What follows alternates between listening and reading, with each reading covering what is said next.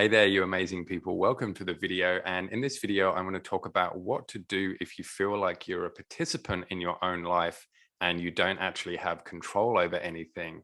I'll explain to you some reasons of why that might be happening, and stick around to the end because I'm going to give you one thing which you can do right now, which is going to help turn that around straight away.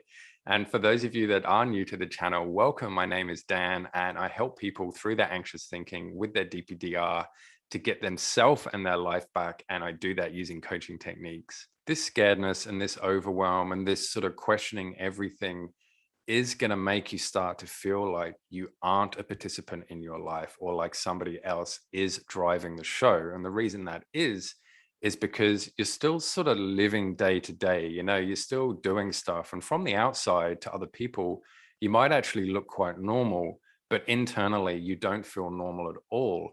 So you almost feel like you're going through the motions and you're getting on with life, but it's not actually you that's doing it, because you don't know how to get out of this. You don't know what you want anymore. Perhaps you don't know which direction to go. And so it does feel like you aren't a participant and everything is out of control here. So the trick to making yourself feel like more of a participant in your life is to take back some of that control.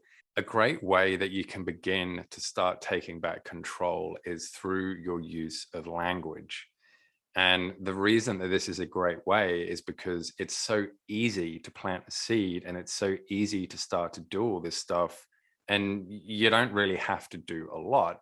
By change your language, I don't mean learn a new language. I mean, change some of the words, the vocabulary that you're using around certain situations. So for example, one of the things that everybody says, whether you've got DPDR or not, when they find something challenging or difficult and they maybe get a bit frustrated over it, is, what do you say? You say, it's too hard. Yep, everybody says that. I can't do that, it's too hard. There's no point doing that, it's too hard. Now, the thing with saying it's too hard is that it's taking all the power and control away from you, and it's not giving you any type of choice, because you're immediately just going, it's too hard, therefore the door closes on that. But a different word that you can use to give back that power to you and to give back that choice and control to you is the word unfamiliar. If you say to yourself, it's unfamiliar, what that does is it opens up the door and the possibility of it starting to become familiar. So that gives you hope, that gives you a little bit of control, and that gives you the choice. So you can say to yourself, well, at the moment, this is really unfamiliar, but you know what? The more I do it, the more I learn about it, the more education I get and experience, the more familiar it's going to become, to the point where it is going to be totally familiar. And as a real broad example, think about driving a car. If you were learning a car and you just got in there and you said, this is too hard, I'll never be able to do this, this is too hard, then it's going to be a lot harder to learn, isn't it? But it's unfamiliar to begin with. Then you do it a little bit more, you get better. And now I bet that you can just drive without even thinking about driving. So you can apply this principle to any part of your life with regards to recovery. Oh, DPDR recovery is too hard, I don't know what to do.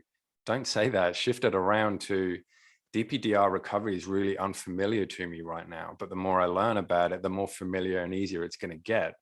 Just see how better that sounds. Another big thing that people say, which tends to hold you back, is, I should do this. I should do this. I should go and exercise. I should call that person back. I should write this email. Now, again, with this language, it's not actually giving you any type of control or any type of power. It's nothing internal. It's all external. A great thing that you can say is, I choose to. I'm choosing to go exercise. I'm choosing to write this email. I'm choosing to get back to this person, because that puts the power back in your hands. Once you start taking control, once you start taking ownership of stuff, once you start taking responsibility of stuff, and once you start seeing it as a choice that you're choosing to do, then this is going to make you feel like more of a participant in your own life. You're not going to feel so much that you don't have any control and you're just running on autopilot and all this type of stuff. You're going to be actually making conscious decisions about all these things. And you know, the great thing about this is that you don't have to learn a lot. You don't have to do all these affirmations and all this type of stuff. All you need to do is change a couple of words here and there to go from I should do this to I choose to do this, or even to go from I can't to I choose not to. All of this stuff gives you power. All of this stuff gets you what you want to get in your life. All of this stuff gives you responsibility and ownership and accountability of your life is really going to get you where you want to be. If you do want to chat a little bit more about ownership and accountability and the benefits of all that and how to specifically relate it to you and your situation, and essentially how to start overcoming your anxious thinking to get rid of your DPDR, then reach out to me. The best thing you can do is to book a discovery call where we have a lot of time to really get down into the nitty gritty of what's going on and to sort of show you how you can begin your journey out of that. Or if you just want to get in touch by Facebook or Instagram, then all the information for that is in the description of the video. And until next time, I will see you all in the next video. Bye.